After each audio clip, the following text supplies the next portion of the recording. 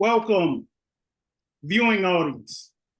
Thank you for joining us for another episode of Bilalian Voices in the tradition of Imam W, Deen Mohammed. Today's date is May 29th, 2025, and this is episode number 50.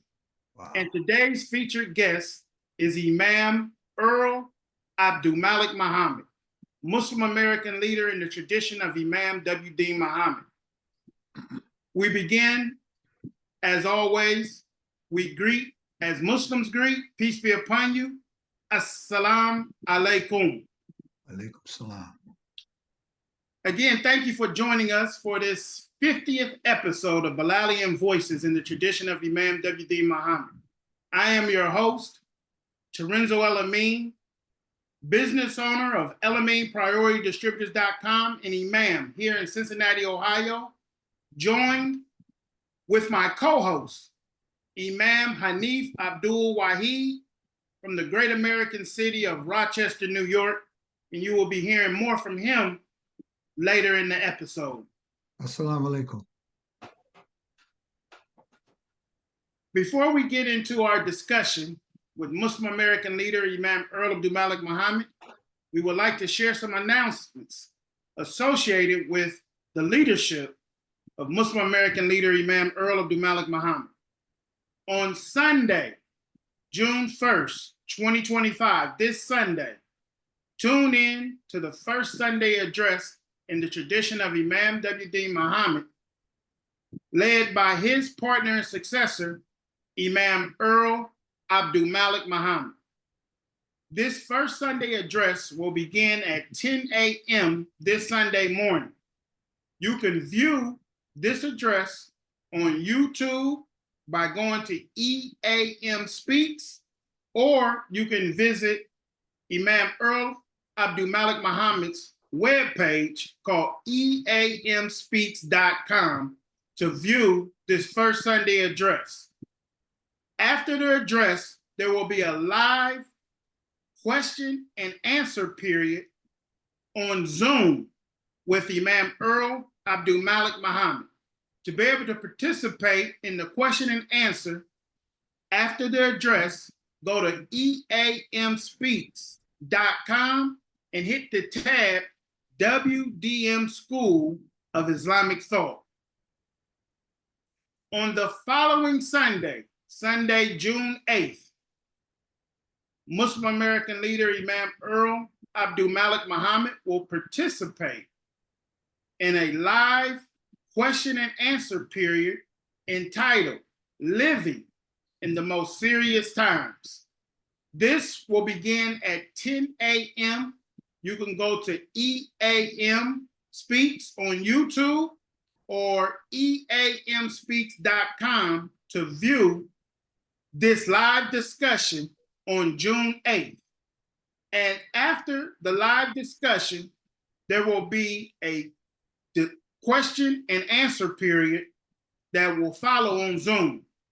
And you can go to eamspeaks.com to sign up. It's free. Hit the tab WDM School of Islamic Thought.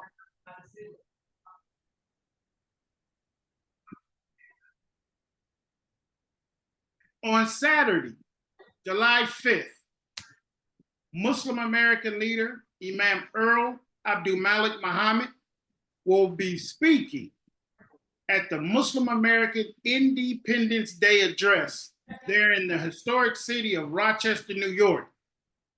Before his address, there will be a performance by Rochester's international recording artist, Mr. Jimmy Highsmith. Doors open at 12 noon. It's free and open to the public. For more information, go to MuslimAmericanMinistry.com. And join us every Sunday morning for our Ta'aleem entitled WDM School of Islamic Thought and Practice. Researching Islam as faith, knowledge, and action in America and the modern world. Instruction and reasoning, Talim, in the WDM School of Islamic Thought and Practice, led by his partner and successor, Imam Earl Abdulmalik Muhammad. This will take place every Sunday. And to give you an outline, so we are not confused, on the first Sunday is the public address in the tradition of Imam W. Deen Mohammed. And on the second Sunday, both beginning at 10 a.m. on YouTube, is Living in the Most Serious Times on June 8th. And then the following Sundays, we will begin at 9 a.m. for our Talim. Now what I would like to do is turn it over to my co-host, Imam Hanif Abdul Wahid. Yes, assalamu alaikum, and welcome to Bilalian Voices. This is a milestone here, 50 episodes. I didn't even think we'd be around that long, Terenza. I thought the people would get tired of you and just turn you off, man. But you have managed to keep this show abreast and alive with Islamic thought in the tradition of Imam W. Deen Mohammed. We've had some very exciting shows. And tonight we have our leader on, Imam Earl Abdulmalik Muhammad. I do want to say welcome to everyone that is tuning in, but we also ask that while you're viewing this here, make sure you send out on your social media that we're on right now and that we'll be interviewing our leader, Imam Earl Abdulmalik Muhammad, who has just entered into the picture. Good evening, Imam, and assalamu alaikum.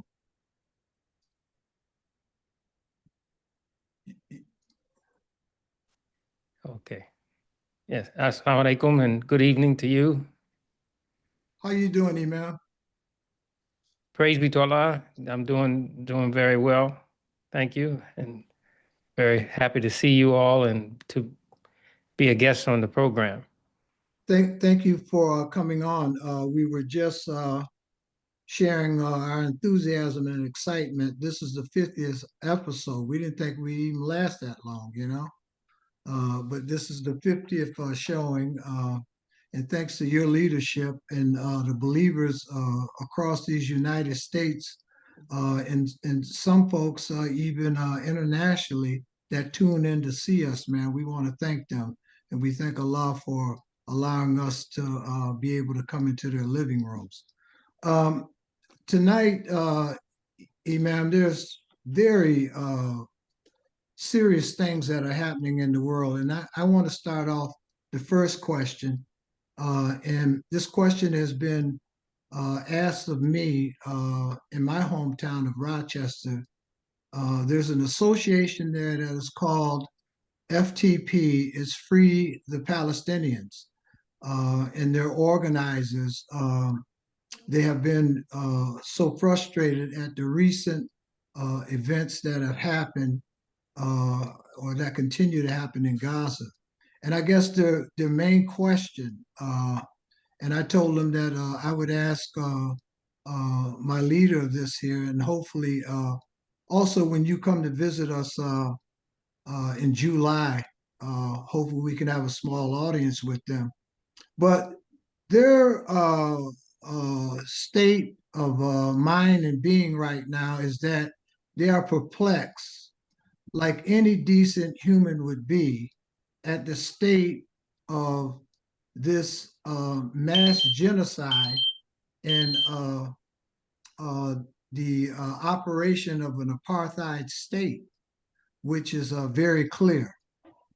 They have said, and I would agree with them, that this is the most documented atrocity ever recorded in human history, where the common person has right in the palm of their hands their phone, and they can see this atrocity working out for them right before their eyes. And so the question is, in your opinion and observation, why is this is I don't want to say as quiet as it is, but it's not getting the attention that it should get, at least from the Islamic world.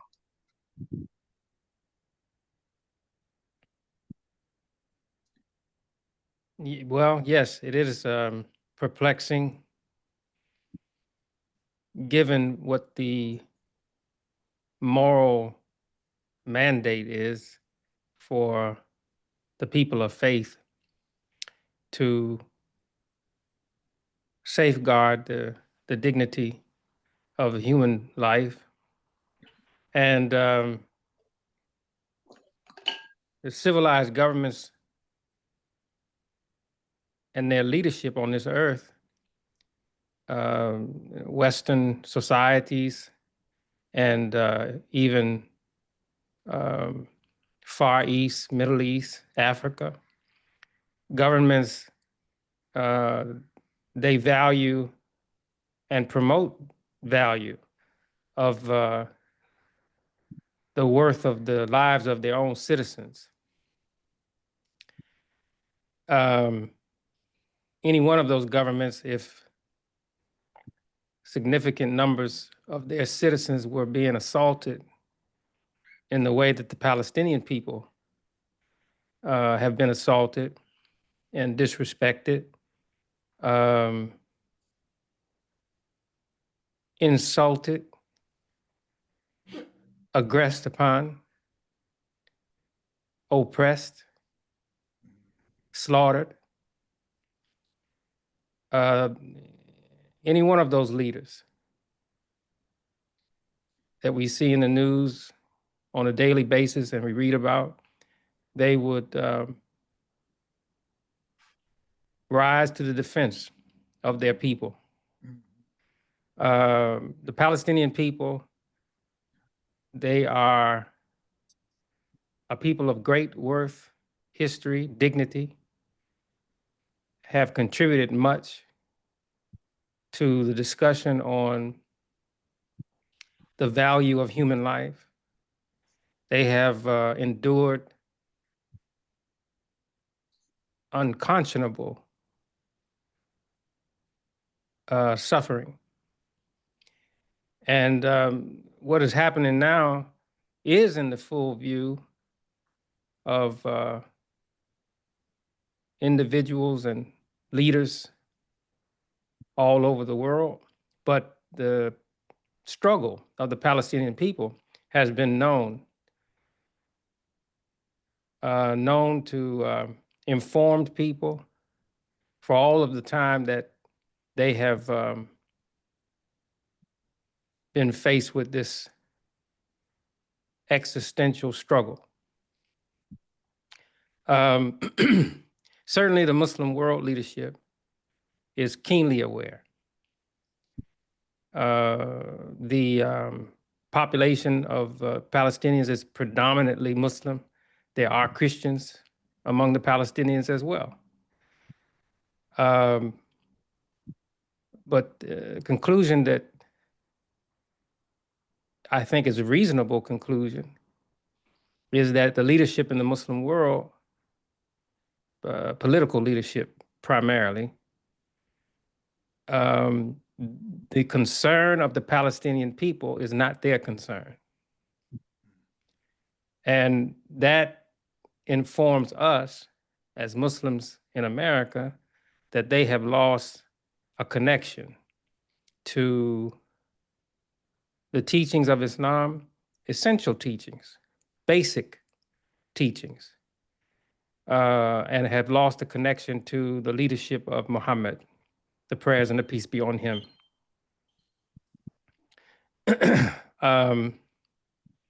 The Muslim world leadership is busying themselves with participation in the modern world and joining the leadership circle of power centers that want to carve up the world for exploitation. That's the picture that I'm seeing. And it's a disturbing one, to say the least. The Palestinian people, though a dignified people, are a weak and defenseless people. And I'm speaking of the common person. I know that there are those in the resistance, I would say, to the war machine government of Israel, who are known to the world. And among them are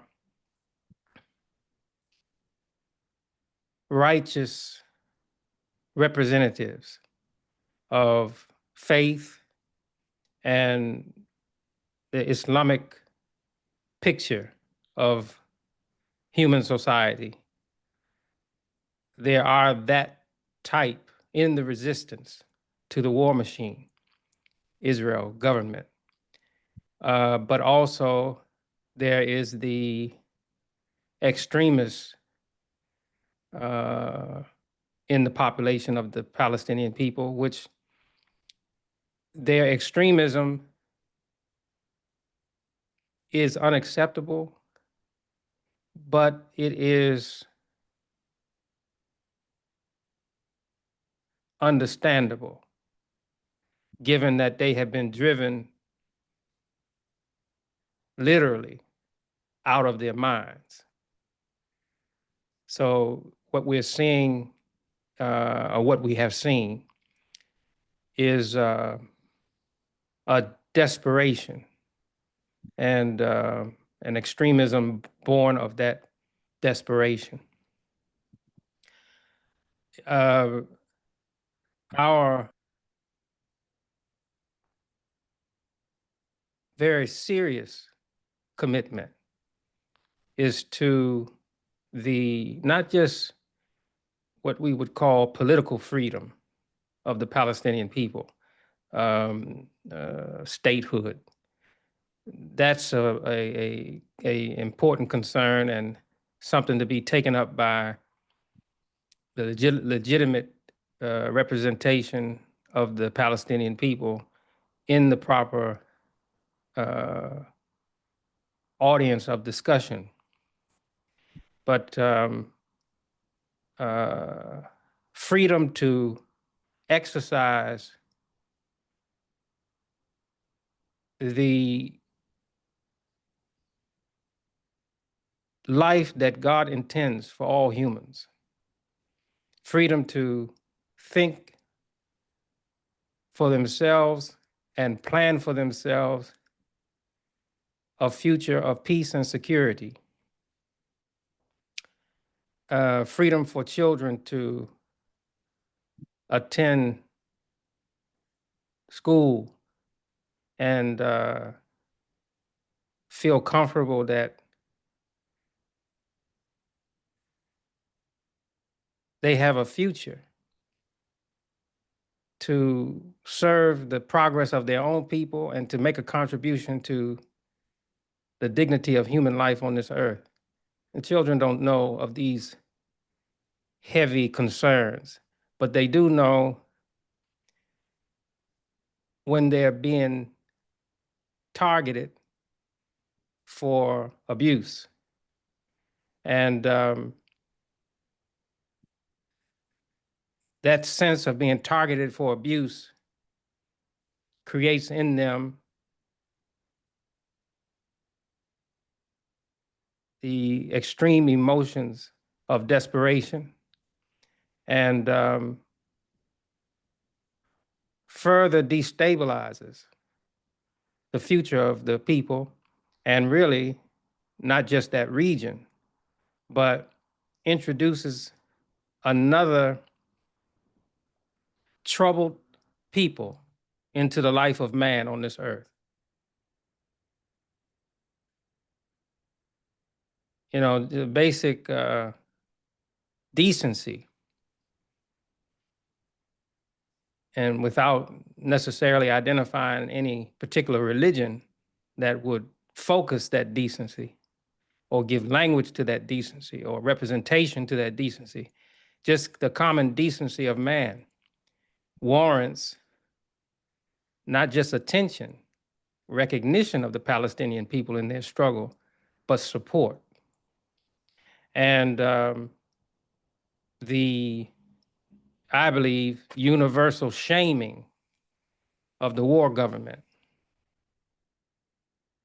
War government of Israel is a pariah on this earth. Reckless, expansionist, militaristic, evil.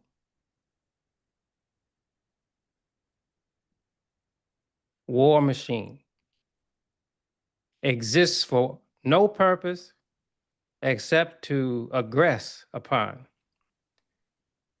a weak and defenseless people.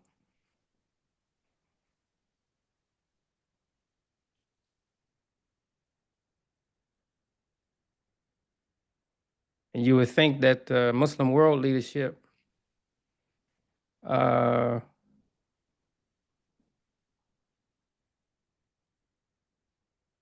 would give language and strategy, work for the cooperation across the differences of political interests in the common cause of supporting the dignity of human life that they're called to in Islam, in the religion of Islam. But again, because of selfish self-interest,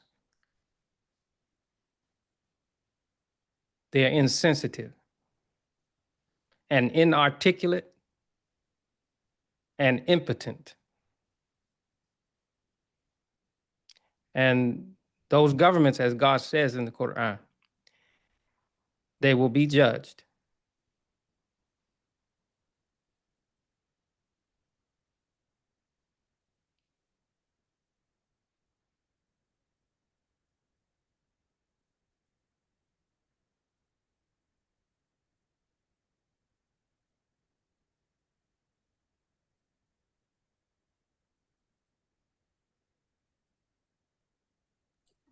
Okay.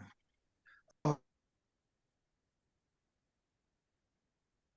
Excuse me, ma'am. I was having a little difficulty here technically. Just to follow up on it, a concern that this is getting less and less attention is the crisis management that the United States has put out in quelling the voices of those that are calling for action. As you know, the college campuses were a great fertile ground to cause attention to the suffering of the Palestinian people. And now those schools have been threatened with expulsion from students that are from all over the world to be expelled, and that this type of protest can no longer be tolerated on the campuses or the streets of America. And so that is not the spirit in this country that people are treated. You should have the right and the freedom to express when this type of atrocity is happening without fear of arrest, um, banishment. What do you say to those type of things when you see the Secretary of State using a iron fist or iron hand on protesters with the threat of expulsion from this country for speaking out on this atrocity?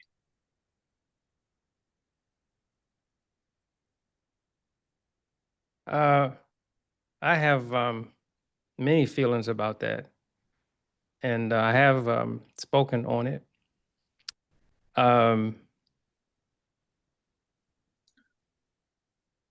United States of America and its founding documents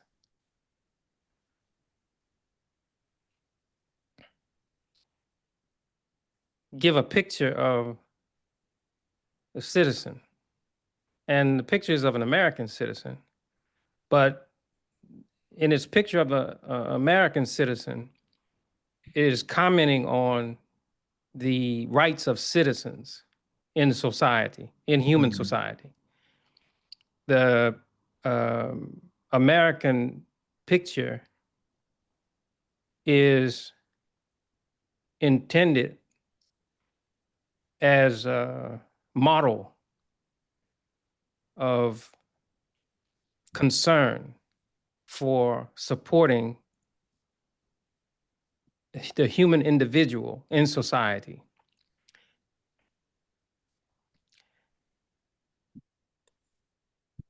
The philosophy that supports this vision is wanting to hold up the possibilities of the human individual. And the possibilities of the human individual cannot be observed or respected properly without that human individual being supported by the society in terms of their expression. Freedom of expression is a hallmark and a cornerstone of the American picture of citizenship. And it wasn't just intended, as I said, to characterize an American citizen, but to speak to what is universal and that all societies should respect. So for representative of American government to take it upon themselves personally to argue for the restriction of freedom of expression when it comes to identifying oppression in the world is clearly un-American. And in the particular case of this Secretary of State, who is the descendant of immigrants from Cuba, who themselves were identifying Cuban political leadership as repressive and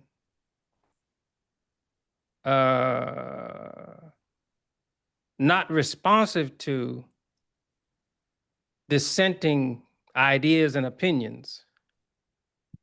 And so Marco Rubio's grandfather sought asylum in the United States of America in pursuit of opportunity to express himself as a human being. This motivation is what shaped the life of Marco Rubio. Yes. So it's particularly disturbing and appalling. And he misrepresents not just the American picture of a universal citizen or even an American citizen. He dishonors the movement in his own people for freedom. Yes. When he takes a personal interest in revoking student visa for individuals that express themselves in recognition of the freedoms that America invites the world to appreciate.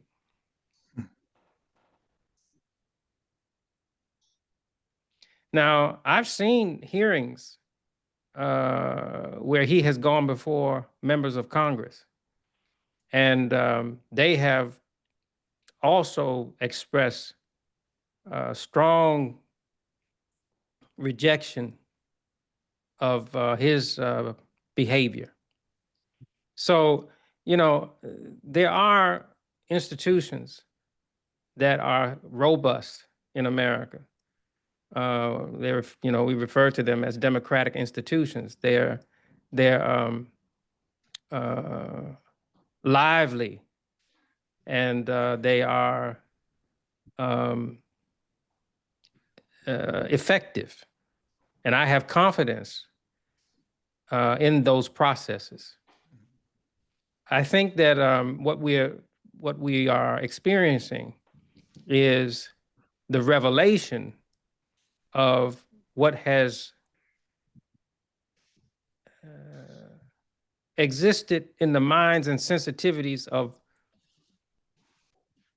populations in America and the world with regard to a resentment of what America has invited the human individual to be.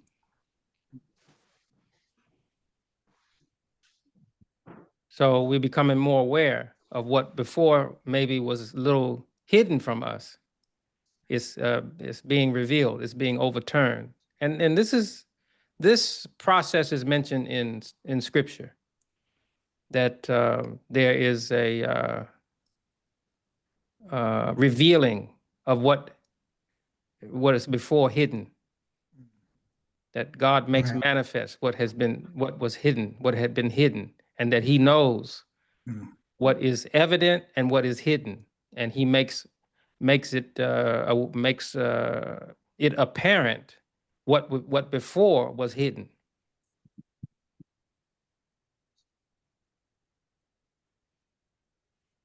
Well, Imam, we thank you for pointing all of this out for us, and we are on the record. You are on the record of supporting the Palestinian people through word and through deed.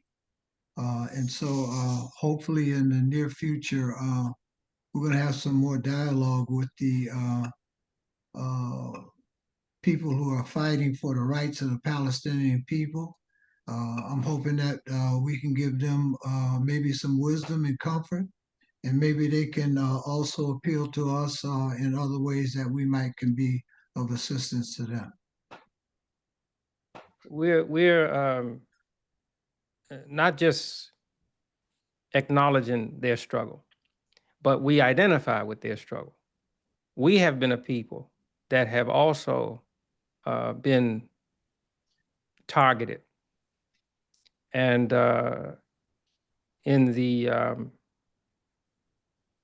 memory and attention of the whole world, and our cry as a people for common human respect was respected over time. The late Secretary of State and Chairman of the Joint Chiefs, Colin Powell, with regard to the Palestinian people, he said once that any people that have been themselves oppressed should be sensitive to those who are being oppressed. And he said that in connection to his concern for the struggle of the Palestinians.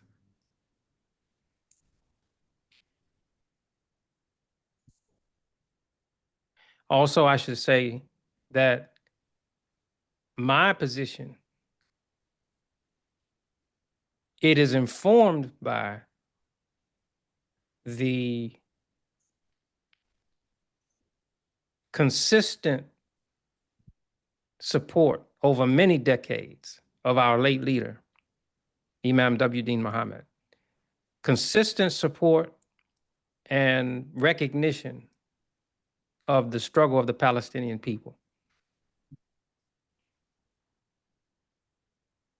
He one important observation. He was invited to address a international conference of Muslim leaders, Muslim scholars, regarding the invasion of Saudi Arabia and Kuwait by Iraq. And we know of this as the Persian Gulf conflict. And he was invited to address a international conference of Muslim scholars, specifically to address this aggression. And in his comments, he didn't just focus the aggression of Iraq against its neighbors. He also focused the struggle of the Palestinian people. Mm. And he referred to it as the Palestinian determination. Yes. And what he's speaking of is their determination for universal recognition and respect of the dignity of their human life and aspirations as a people.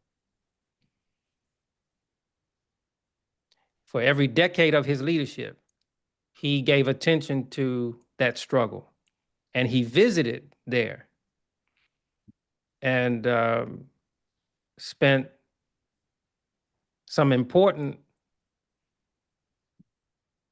moments with the late leader of the Palestinian people, Chairman Arafat.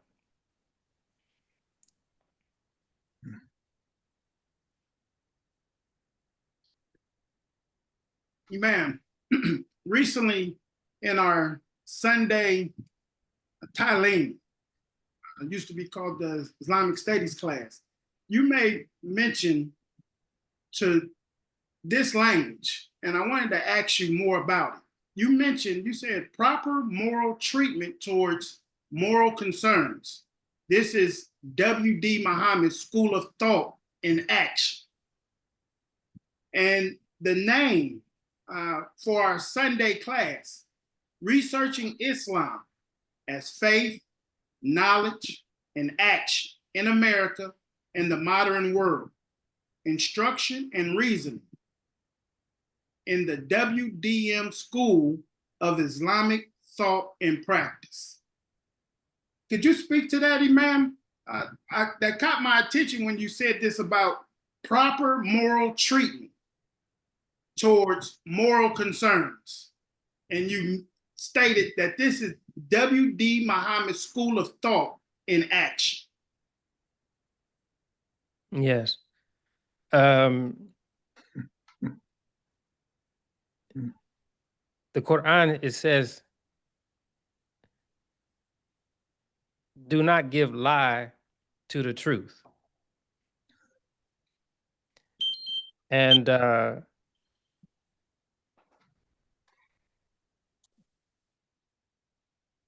there are perspectives in truth.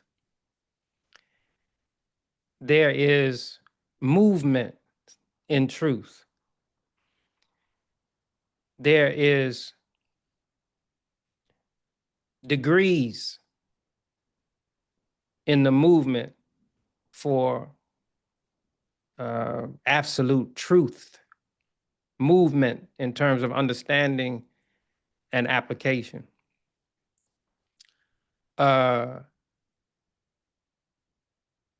we can focus something as a moral concern. We can identify it as a concern that requires our sense of morality, rightness and wrongness. We'll identify it, say this is a concern, this is a moral concern. But we won't give the proper moral attention to the moral concern. We'll give lie to the truth. We won't approach it in the manner that the moral gravity requires of us. We go part of the way and not the whole way. We abort the movement for completion. And that's not the way of Muhammad the Prophet, and it was not the way of Imam W. Deen Mohammed. If something manifests to us that requires our commitment and attention, our struggle is to address that concern with every moral resource that we have until the concern has been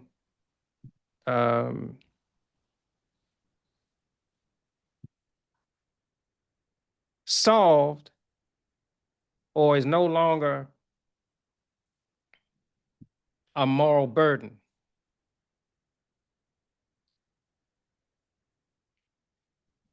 Just to make commentary on something is not adequate. Just to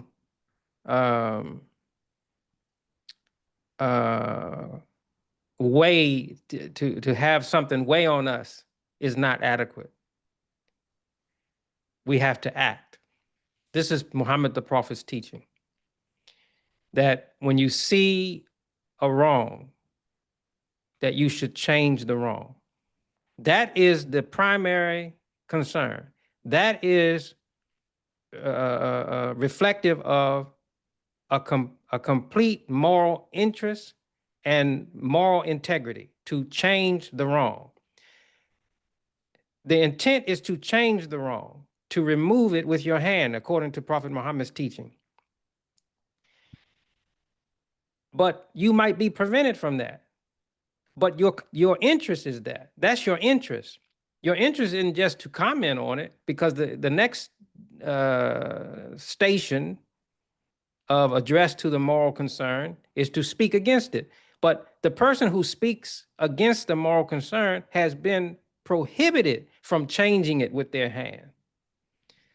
If they had the situation to change it with their hand, they would change it with their hand. But because they're prohibited from it, they speak against it. And the lesser of all of these is to dislike it in your heart. And the Prophet said that is the weakest. Meaning what? Meaning that you can't be satisfied with just not liking it. You have to pursue the moral avenues to correct the moral wrong. And it may not be a wrong necessarily. It may just be a moral concern. But the integrity of your claim to have moral interests requires moral action. This is the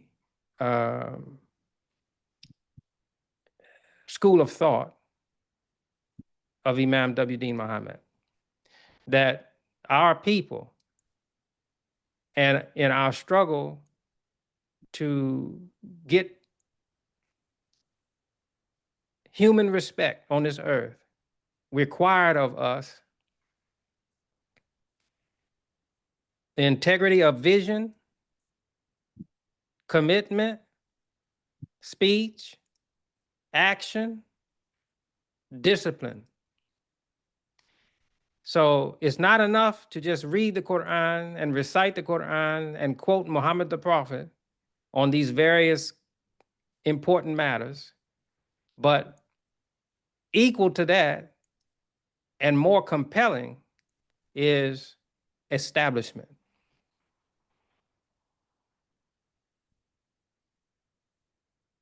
So our commentary has to lead to establishment.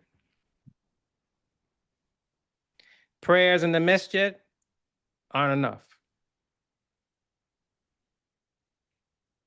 Fasting in the month of Ramadan or any other time is not enough. Giving in charity and just recognizing that as a obligation and not understanding the designation for it in the context of establishments is not enough. To say La ilaha illallah Muhammadur Rasulullah and witness yourself as a believer before God with no plan to establish your life as a model life in the context of human life on this earth, so as to invite human life to its finest and most productive state, is not enough. So there has to be logic, reasoning, strategy, understanding, language in order to bring that about. And God favored us with our circumstances and with our Islamic identity and with this blessed leadership that is the school of thought of Imam W. Deen Mohammed. Thank you, Imam. I wanted to ask one other question before I turn it over to my co-host, Imam Hanif. This is a domestic concern, Imam. Recently, Mr. Trump pardoned and commuted the sentences of some Americans, and in particular, some African Americans, known African Americans by name. Some are saying this is pandering for Black male votes for 2026 and 2028. Some are of the mind that this is a point of no return, meaning the office of the President of the United States is becoming transaction. And some are of the mind that the Democratic Party better do something to compete with a master marketer. Can you speak to this concern, Imam?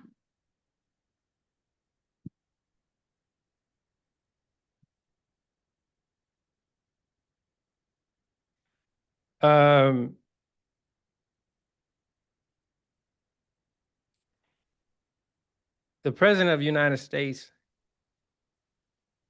as I've said, the presidency of the United States, I have said, is a moral office. And the best of the American people's moral interests should be reflected in its leader.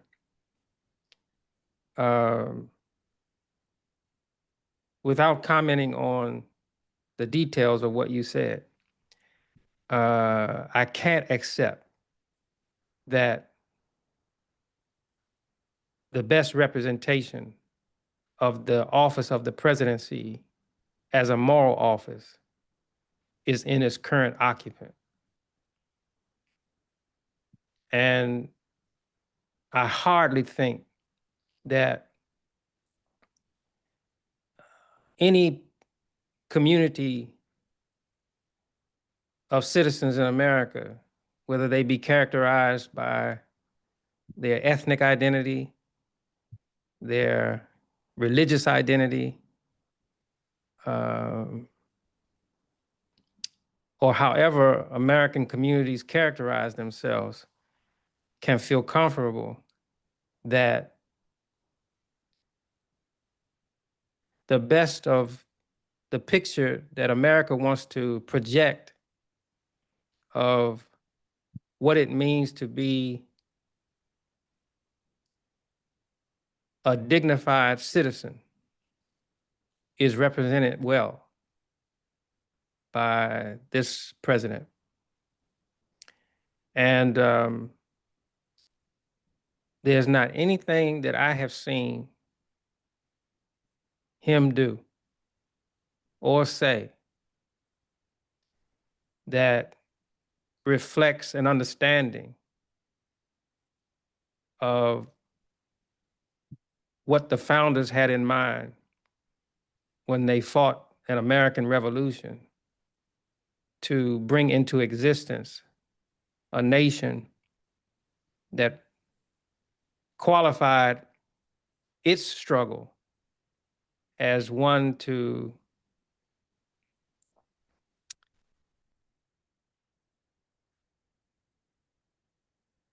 acknowledge the will of God, or the will of a creator, the common decency of man, and respect for the potential of the human individual. I don't see that this president is even aware of those sacred commitments. So the decisions that he makes are not motivated by those commitments. There are other motivations that govern his interests, as far as I can see it.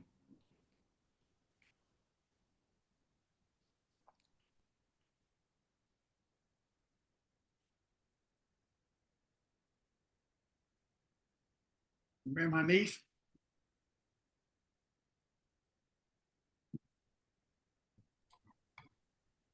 Yes.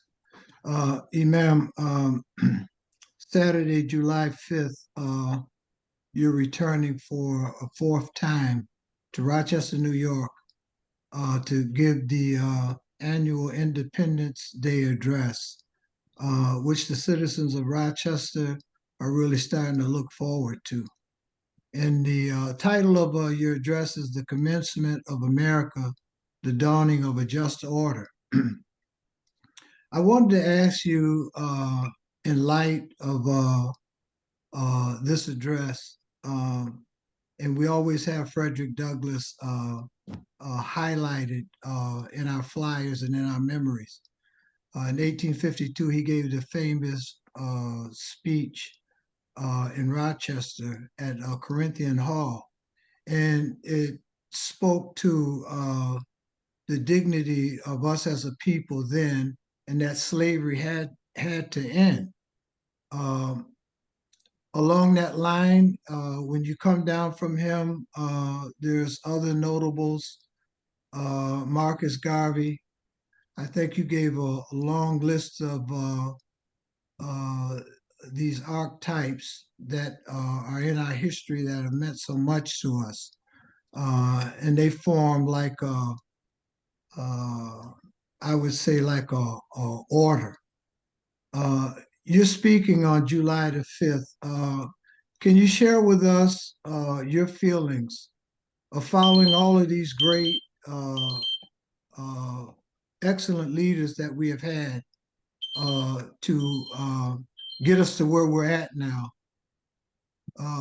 The just the depth of this preparation the last 4 years of making sure that we understand the purpose in us to fight for the dignity of the human person.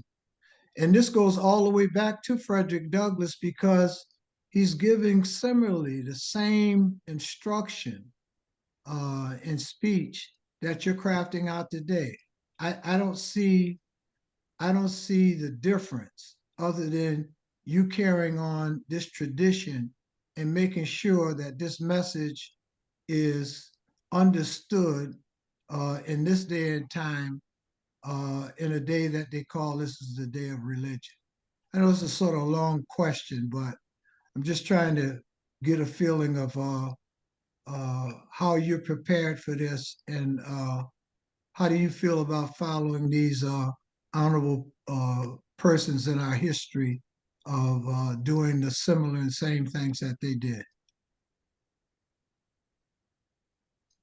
Well, I wouldn't at all attempt to put myself in the same focus as Frederick Douglass, who I consider to be an inspired person, similar to the way in which the messengers of God were inspired. Not the same, not on that level, but very similar.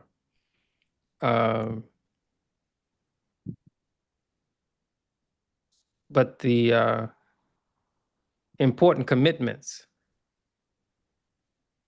in the context of America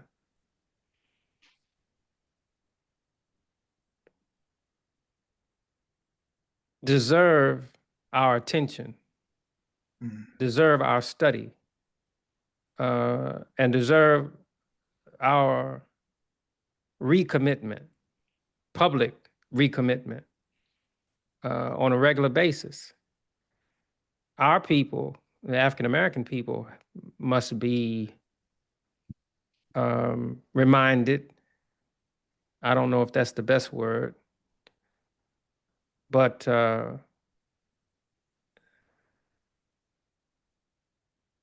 commitment of Frederick Douglass has to be focused or refocused in the context of what American life is and human life is presently. And the fact that our Muslim community in Rochester has committed itself to this concern is an honorable and necessary pursuit. I don't see a lot of it happening. I don't see a lot of discussion about Frederick Douglass and what he was committed to, and what produced him, what produced his mind, his thinking, and what he meant to a rebirth for American society. I don't see a discussion on that is highly regarded in the African-American community. So the fact that we're doing that on a regular basis is a blessed event. Frederick Douglass is, and I'm not the first to say this and not the only to say this, the father of the freedom movement. And his question to America is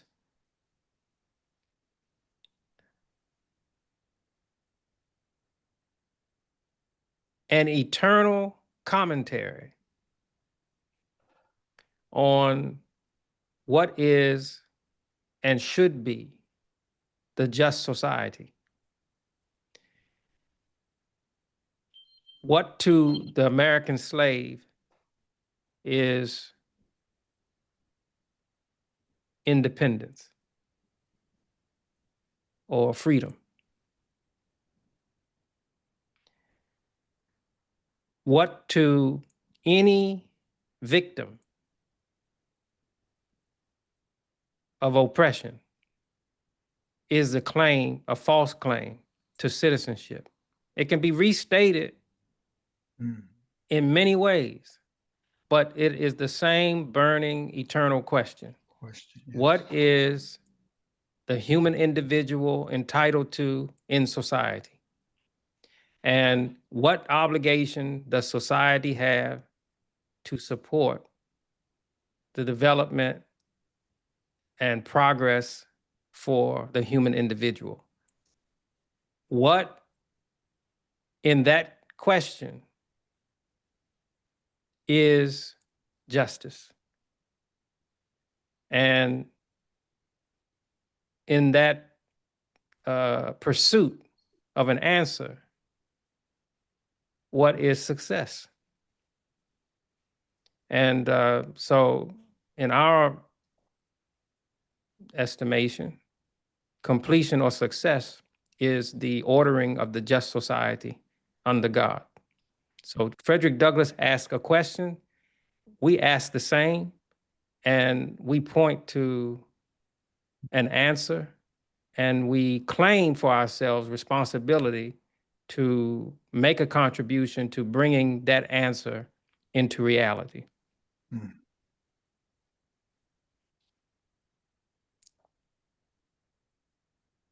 Well, we can't wait for July 5th to happen. And some very diligent work has to take place in order to make that happen. And we're just asking everyone that is within earshot that on Saturday, July 5th, in Rochester, New York, it's going to be the fourth annual Independence Day address delivered by our leader here, Imam Earl Abdulmalik Muhammad. And the address is entitled The Commencement of America, the Dawning of the Just Order. We've got a lot of activities planned for that day. Your address being the highlight of it. I'm hoping some very interesting and concerned citizens show up that day to Rochester. But it's going to be at the Memorial Art Gallery, 500 University Avenue. The doors are going to open at 12, and attendance is free and open to the public. And we have a special musical presentation by Rochester's own Jimmy Highsmith.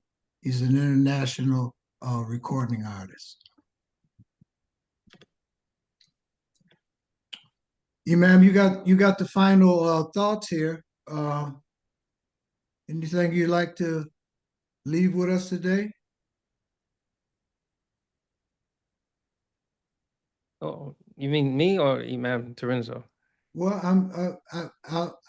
I'll give that to you, but Imam Terenzo, he's got a lot of announcements at the end, but we wanted to give you the pleasure of anything that you wanted to share or share with the audience or give us before we close out today.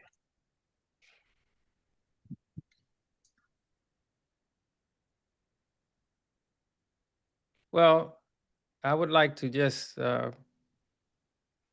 congratulate you and Imam Terenzo on the success of this program.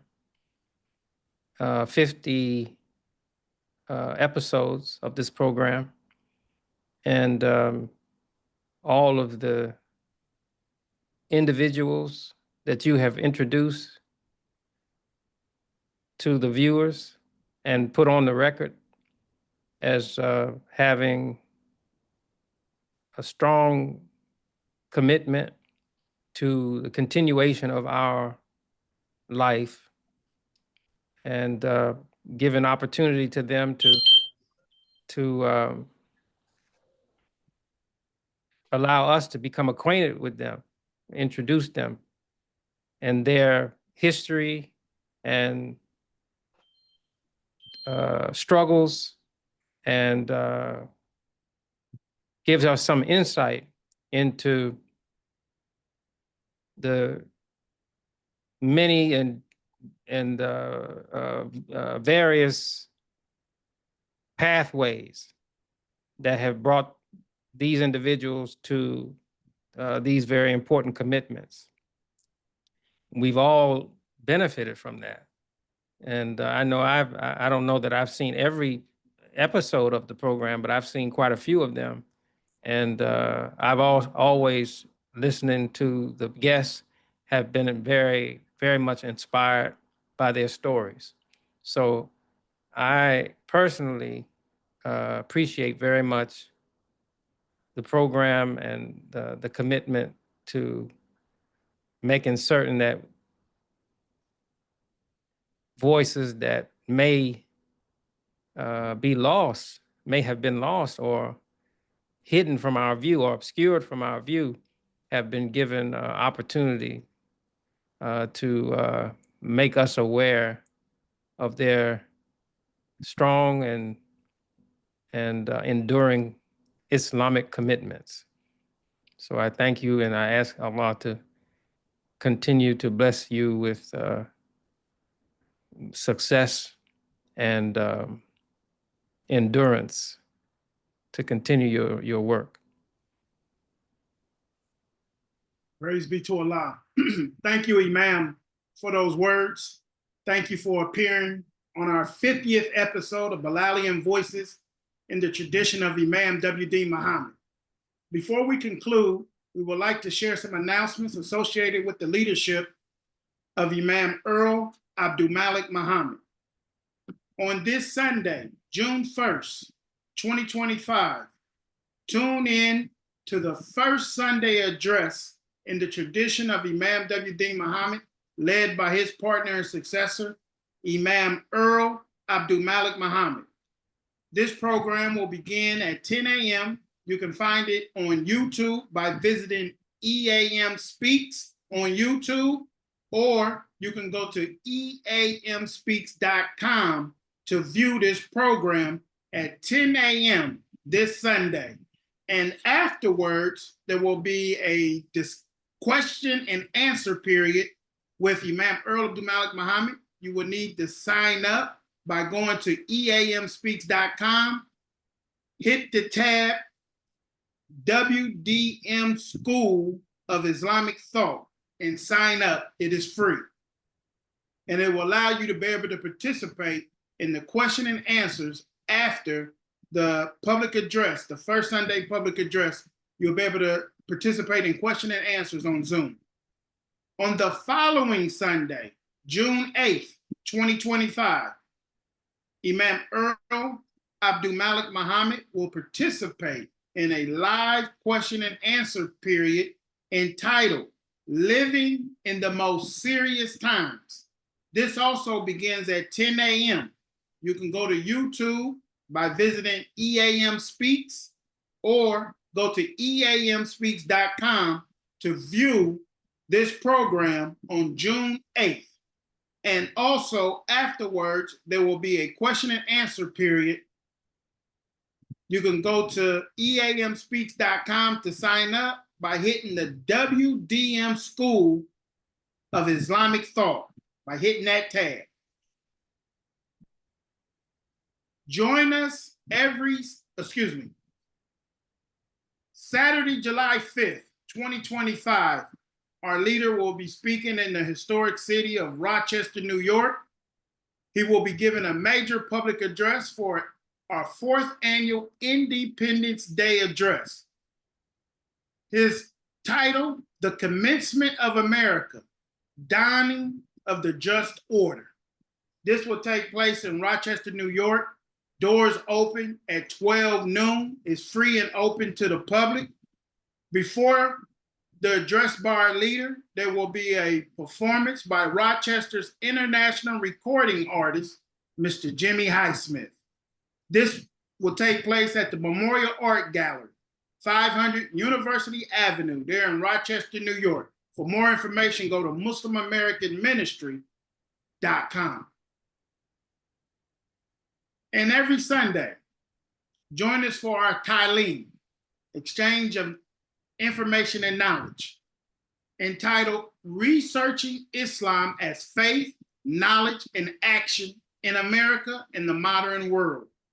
Instruction and Reasoning in the WDM School of Islamic Thought and Practice. led by his partner and successor, Imam Earl Abdulmalik Muhammad. Go to eamspeaks.com and hit the tab WDM School of Islamic Thought to sign up. Now, we would like to conclude with the prayer of purification of purpose. O Allah, we cannot manage this life for ourselves, not without you. Please make our life what you would want it to be, what you prefer it to be. Do not allow us to act on our own. Help us to act only in obedience to you. We hear you, we obey you, we look to you for forgiveness, our Lord, and to you is our destination. Amen.